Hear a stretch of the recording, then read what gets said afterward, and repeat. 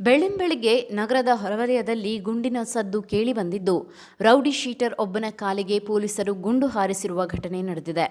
Hebbagodi police ಠಾಣಾ ವ್ಯಾಪ್ತಿಯ ಸಿಂಗೇನ ಅಗ್ರಹಾರದ ತೋಪಿನಲ್ಲಿ ಈ ಘಟನೆ ನಡೆದಿದ್ದು, ಗಾಯಗೊಂಡ ಆರೋಪಿಯನ್ನ ಖಾಸಗಿ ಆಸ್ಪತ್ರೆಗೆ ದಾಖಲಿಸಿ ಚಿಕಿತ್ಸೆ ನೀಡಲಾಗುತ್ತಿದೆ. ಗುಂಡೇಟಿಗೆ ಒಳಗಾದ ಆರೋಪಿಯನ್ನ 19 ವರ್ಷದ ಜೀವ ಎಂದು ಗುರುತಿಸಲಾಗಿದೆ. ಹೆಬ್ಬಗೋಡಿಯ ತಿರುಪಾಳ್ಯ ನಿವಾಸಿಯಾಗಿರುವ ಜೀವ ಕೊಲೆ, ಸುಲಿಗೆ ಹಾಗೂ ದರೋಡೆ ಸೇರಿದಂತೆ ಹಲವು ಗಂಭೀರ ಪ್ರಕರಣಗಳಲ್ಲಿ ಆರೋಪಿಯಾಗಿದ್ದಾನೆ ಎಂದು ಪೊಲೀಸರು ತಿಳಿಸಿದ್ದಾರೆ. ಕಳೆದ ವಾರ ಹೆಬ್ಬಗೋಡಿ ಹಾಗೂ ಎಲೆಕ್ಟ್ರಾನಿಕ್ ಸಿಟಿ ಪ್ರದೇಶಗಳಲ್ಲಿ ನಡೆದ ದರೋಡೆ ಪ್ರಕರಣಗಳಲ್ಲಿ ಜೀವ ಭಾಗಿಯಾಗಿದ್ದಾನೆ ಎನ್ನಲಾಗಿದ್ದು, ಆತನ ಪತ್ತೆಗಾಗಿ ಪೊಲೀಸರು ಹುಡುಕಾಟ ನಡೆಸುತ್ತಿದ್ದರು.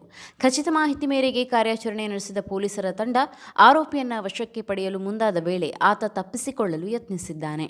ಈ ವೇಳೆ ಪೊಲೀಸ್ ಸಿಬ್ಬಂದಿ ನಾಗೇಶ್ ಅವರ ಮೇಲೆ ಮಾರಕಾಸ್ತ್ರಗಳಿಂದ ಹಲ್ಲೆ ನಡೆಸಲು ಆರೋಪಿ ಮುಂದಾಗಿದ್ದಾನೆ ಎನ್ನಲಾಗಿದೆ. ಪರಿಸ್ಥಿತಿ ನಿಯಂತ್ರಣಕ್ಕೆ ತರಲು ಸಬ್ ಇನ್ಸ್ಪೆಕ್ಟರ್ ಅಯ್ಯಪ್ಪ ಅವರು ಆತ್ಮರಕ್ಷಣೆ ಹಾಗೂ ಕಾನೂನು ಸುವ್ಯವಸ್ಥೆ ಕಾಪಾಡುವ ಉದ್ದೇಶದಿಂದ ಫೈರಿಂಗ್ ನಡೆಸಿದ್ದು, ಗುಂಡು ಆರೋಪಿಯ ಕಾಲಿಗೆ ತಗುಲಿದೆ. ಗಾಯಗೊಂಡ ಜೀವನನ್ನ ತಕ್ಷಣ ಆಸ್ಪತ್ರೆಗೆ ದಾಖಲಿಸಲಾಗಿದ್ದು, ಚಿಕಿತ್ಸೆ ಮುಂದುವರೆದಿದೆ. ಘಟನೆಯ ಕುರಿತು ಹೆಬ್ಬಗೋಡಿ ಪೊಲೀಸ್ ಠಾಣೆಯಲ್ಲಿ ಪ್ರಕರಣ ದಾಖಲಾಗಿದ್ದು, ಹೆಚ್ಚಿನ ತನಿಖೆ ಮುಂದುವರೆದಿದೆ.